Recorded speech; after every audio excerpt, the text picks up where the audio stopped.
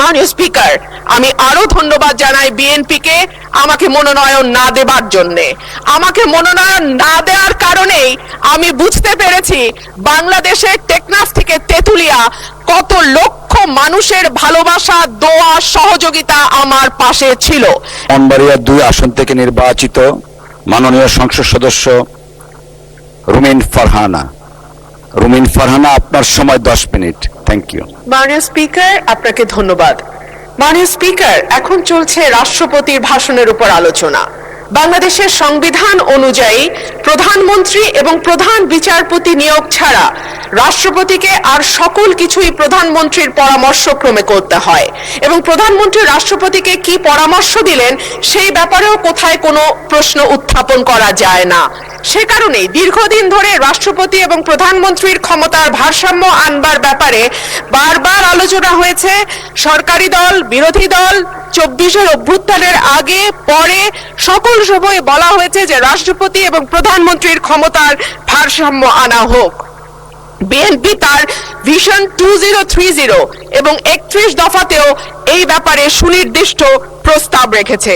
মাননীয় স্পিকার, সে কারণেই সঙ্গতভাবে আমাদের একটা এক্সপেকটেশন ছিল যে এইবার রাষ্ট্রপতি মন্ত্রিপরিষদ কর্তৃক অনুমোদিত ভাষণের বাইরে গিয়ে তার নিজের মতন করে ভাষণ দিতে পারবেন, কিন্তু আমরা দেখলাম এইবারও রাষ্ট্রপতির ভাষণ মন্ত্রিপরিষদ কর্তৃক অনুমোদিত একটি ভাষণ তাকে দিতে হলো।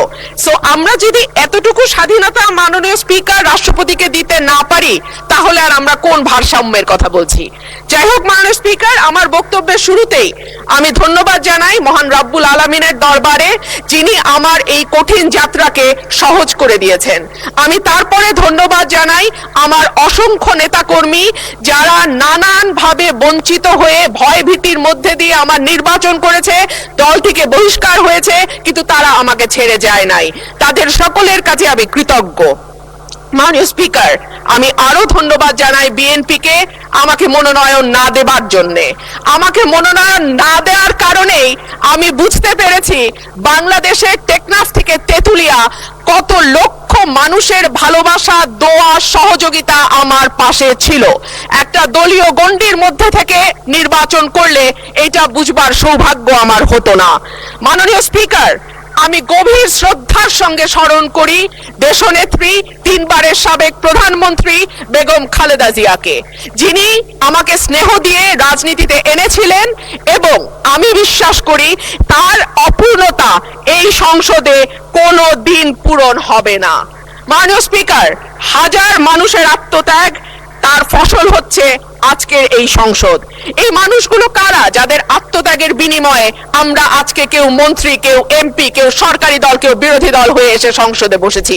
মাননীয় স্পিকার, তাদের স্বপ্ন কি ছিল? তারা জানতো তাদের এই আত্মত্যাগের বিনিময়ে তারা কিন্তু কেউ মন্ত্রী হবে না, এমপিও হবে না। তারা ছিল সাধারণ মানুষ, একেবারে খেটে খাওয়া সাধারণ জনগণ বাংলাদেশের। তারা একটা স্বপ্ন দেখেছিল, একটা নতুন বাংলাদেশ তৈরির স্বপ্ন, একটা নতুন রাজনীতি নির্মাণের স্বপ্ন, একটা নতুন চিন্তার জন্ম দেওয়ার স্বপ্ন, এবং সর্বোপরি সকলের জন্য যেই ভীষণ রকম বৈষম্য আমরা দেখেছি গত কয়েক বছর, সেখান থেকে মুক্ত হয়ে সকলকে নিয়ে, সকলকে একসাথে করে একটা বাংলাদেশের স্বপ্ন। সেই সকল মানুষের কাছে আমি এবং আমি বিশ্বাস করি আমার সহকর্মী এই সংসদ সদস্যরা সকলেই কৃতজ্ঞ।